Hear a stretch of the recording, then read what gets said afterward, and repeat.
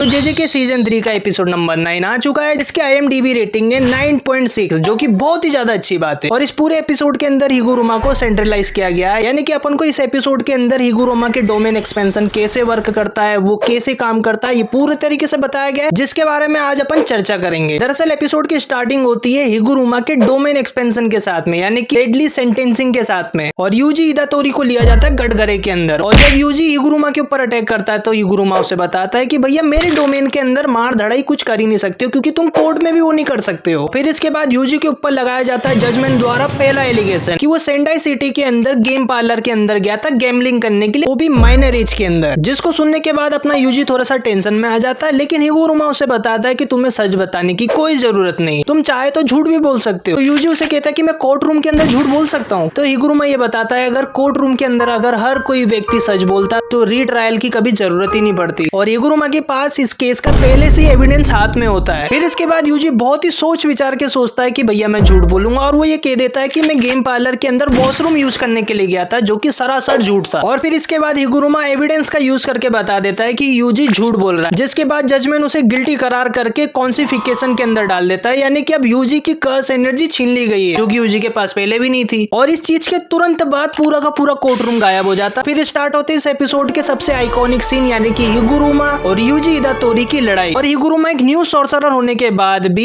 UG को पूरी तरीके से डोमिनेट कर रहा था, और आखिरी में हिगुरुमा अपने हैमर को बड़ा करके यूजी के ऊपर अटैक करता, जैसे कि वो यूजी को क्रश ही कर देगा। यूजी सही में उसके अटैक से दबने भी लग जाता है। तभी यूजी को रीट्रायल का ख्याल आता है, और वो हिगुरुमा से रीट्रायल मांगता है, जिससे कि पूरा का पूरा एनवायरनमेंट फिर से कोर्ट रूम के अंदर बदल जाता है, और जजमेंट फिर से अपीयर हो जाता है। और फिर इसके बाद जजमेंट अपन को बताता है कि कोई भी व्यक्ति 2 ट्रायल मांग सकता है। और इसी के बाद जजमेंट तुरंत यूजी के ऊपर दूसरा एलिगेशन लगाता है कि शिबुया इंसिडेंट के अंदर तुमने बहुत सारे लोगों का मास मर्डर करा था। इसे सुनते ही यूजी तुरंत एक्सेप्ट कर लेता है। इसे सुनकर हिगुरुमा भी शॉक हो जाता है, और फिर जजमेंट तुरंत यूजी को गिल्टी मानकर डेथ पेनल्टी की सजा सुनाता है। और हिगुरुमा के पास अब आ जाती है एग्जीक्यूशन स्वॉर्ड, जिससे कि वो किसी की भी सोल को एक बार में डिस्ट्रॉय कर सकता है। और फिर से इनकी फाइट शुरू तो हो जाती है, लेकिन हिगुरुमा को एविडेंस के थ्रू ये पता होता है कि यूजी ने मास मर्डर नहीं करे थे शिबुया इंसिडेंट के अंदर, बल्कि वो सुकुना था यूजी की बॉडी के अंदर, जो कि यूजी की बॉडी को उस समय कंट्रोल कर रहा था, जिसके कारण वो एन मोमेंट के अंदर अपने डोमेन को खत्म कर देता है। लेकिन तब तक यूजी अपना मुक्का छोड़ चुका था, और हिगुरुमा को वो मुक्का पड़ते ही वो दूर फेंका जाता है। फिर यूजी हिगुरुमा से पूछता है कि तुमने अपने डोमेन को बंद क्यों कर दिया। तो हिगुरुमा उसे बताता है कि जो शिबुया इंसिडेंट के अंदर मास मर्डर हुए थे वो तुमने नहीं किए थे, बल्कि तुम्हारी बॉडी को कंट्रोल करा था सुकुना ने, और उसने किए थे। और इस बात का यूजी जवाब देता है कि मैं उस समय बहुत ही ज्यादा वीक था, जिसके कारण मैं सुकुना को कंट्रोल नहीं कर पाया, इसलिए ये मेरी गलती है। और हिगुरुमा यूजी को कहता है कि इस वर्ल्ड के अंदर बहुत सारे वीक लोग हैं जो कि इस समय पर मारे जा सकते हैं, जिसके कारण यूजी को हिगुरुमा अपने 100 पॉइंट्स दे देता है। और इसके बाद ये एपिसोड यहीं पे एंड हो जाता है। और यही था इस एपिसोड का पूरा हिसाब किताब। अगर तुम्हें ये वीडियो पसंद आई हो तो इस वीडियो को लाइक कर देना, और चैनल पे अगर नए हो तो चैनल को सब्सक्राइब कर देना। मिलते हैं नेक्स्ट वीडियो के अंदर, तब तक के लिए बाय।